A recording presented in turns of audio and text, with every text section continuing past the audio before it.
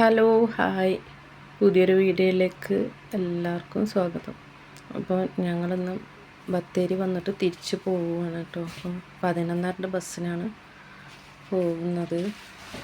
അപ്പോൾ ഞങ്ങൾ പാട്ടവയലിലെത്തിയപ്പോൾ ഭയങ്കര ചെക്കിങ് ആയിരുന്നു കേട്ടോ. ഒരു 10-15 മിനിറ്റൊക്കെ അവിടെ ബസ് നിർത്തിയിട്ടു കേട്ടോ. പിന്നെ ഞങ്ങൾ വീട്ടിലെത്തിയപ്പോൾ അന്ന് വൈകുന്നേരത്തേക്ക് ചോറും കറിയും വെക്കാമെന്ന് വിചാരിച്ചു, ചീരക്കറി. അപ്പോൾ അതിന് ചീരയൊക്കെ ഒന്ന് അരിഞ്ഞെടുക്കാം. ചീരത്തണ്ട് തനിച്ചരിഞ്ഞെടുക്കണം കേട്ടോ, എന്നാലേ ഉള്ളൂ. പരിപ്പിലിടണം, പരിപ്പിലിട്ട് വേവിച്ചിട്ടില്ലെങ്കിൽ വേവില്ല. അപ്പോൾ അതിന് ഞാൻ ചീരക്കറിയിൽ തക്കാളി ഇടും. തക്കാളി പച്ചമുളകൊക്കെ കീറിയിട്ടിട്ട് ഇനി പരിപ്പിട്ട് വേവിക്കാം.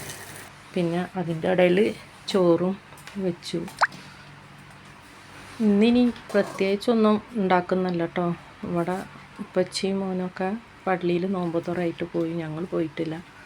അപ്പോൾ അങ്ങനെ ചോറൊക്കെ വാർത്ത് കറിയൊക്കെ തേങ്ങ അരച്ചിട്ടാണ് കേട്ടോ ചീരക്കറി വെച്ചിട്ടുള്ളത്.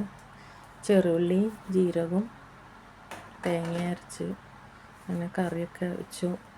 ഇനി പപ്പടം പൊരിച്ചെടുക്കാം.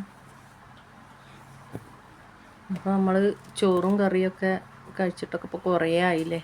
അപ്പോൾ അതൊക്കെ തിന്നണമെന്നൊരു തോന്നില്ല. അപ്പോൾ ചീര കിട്ടിയപ്പോൾ എന്നാൽ പിന്നെ ഇന്ന് ചീരക്കറിയും ചോറും ആക്കാമെന്ന് വെച്ചു. അപ്പോൾ മോള് പറഞ്ഞു എനിക്ക് കഞ്ഞി മതി, കഞ്ഞി കുടിക്കാമെന്ന് പറഞ്ഞിട്ട് കഞ്ഞിക്കാണ് ഈ പാത്രം എടുത്ത് വിളമ്പിയപ്പോൾ ചീരക്കറി കൂട്ടുന്നുണ്ടപ്പോൾ അവൾ പറഞ്ഞു എനിക്കും ചോറ് മതി എന്നിട്ട് അങ്ങനെ ചോറൊക്കെ എടുത്ത്. ഈ അച്ചാർ നമ്മൾ വീട്ടിലുണ്ടാക്കിയതാണ് കേട്ടോ, നോമ്പിൻ്റെയൊക്കെ മുന്നേ ആയിട്ട്. ഇതിൻ്റെ വീഡിയോ ഇട്ടിട്ടുണ്ടായിരുന്നു. പിന്നെ ഇപ്പം ഇങ്ങനെ ഈ 10-20 ദിവസമായിട്ട് ഇങ്ങനെ എണ്ണക്കടികളും അതും ഇതൊക്കെ ഇങ്ങനെ കഴിക്കുമ്പോൾ ചോറ് കഴിക്കാനൊരു തോന്നൽ. ചീരയൊക്കെ നമുക്ക് ഒരേട്ടൻ എപ്പോഴും കൊണ്ടുവന്ന് തരും കേട്ടോ, അവരെ വീട്ടിൽ കൃഷി ചെയ്യുന്നതുകൊണ്ട്.